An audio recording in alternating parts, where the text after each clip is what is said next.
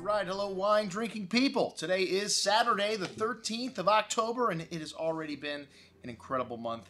Check out what I drank yesterday at the end of this email for our Paul Maz event, which was like a week ago tonight. We've had David Arthur in town drinking Gaia's wines at the end of the month with white truffles. Just somebody pinch me, man. This job just keeps getting better, as I like to say. And today, we've got one of our good old friends, Artesa, on the table, and this is a winery that's been through some changes.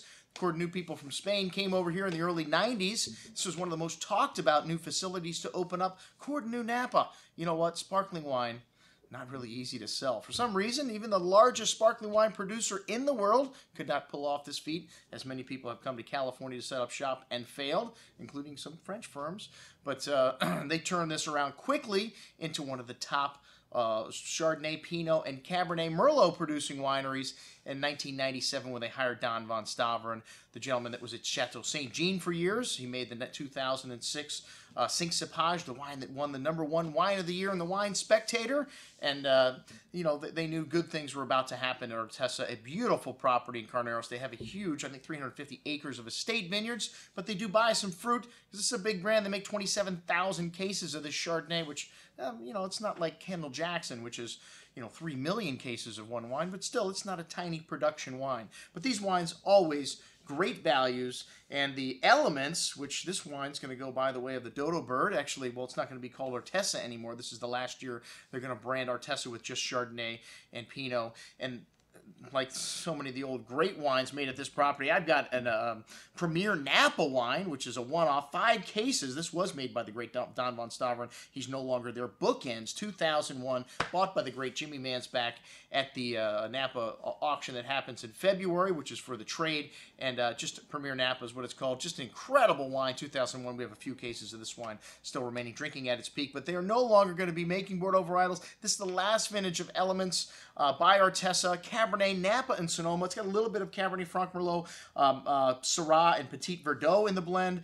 29% of the fruit comes from Sonoma, but it is going to be a California appellation wine right now, coming from some great vineyard sites in the mountains in Sonoma and by their Napa Valley property. And $16.75, one of the best values that I've had in the store. This wine has got a good amount of dark currant and cherry fruit, plum, dark chocolate, and sweet tobacco spice and fresh earth. Really nice complexity on the nose for a wine in this price range. A big and juicy wine on the palate, really soft. This 2007 vintage, the lesser wines, the wines that are meant to be drunk young, are really drinking at their peak like this Element. Some notes of toffee and mocha coming through on the finish. Wonderful balance. An excellent little bottle of Cabernet, a Cabernet Bordeaux-style blend from Napa, Sonoma, the last of its kind from Artesa. All right, the Chardonnay, which we're going to be focusing on, this Carneros label, it's a bit of banana and tropical fruit showing on the nose, some creme caramel and vanilla spice, and lovely hint of oak in there. Not too much. People are definitely lightening up on the oak, but you definitely notice it.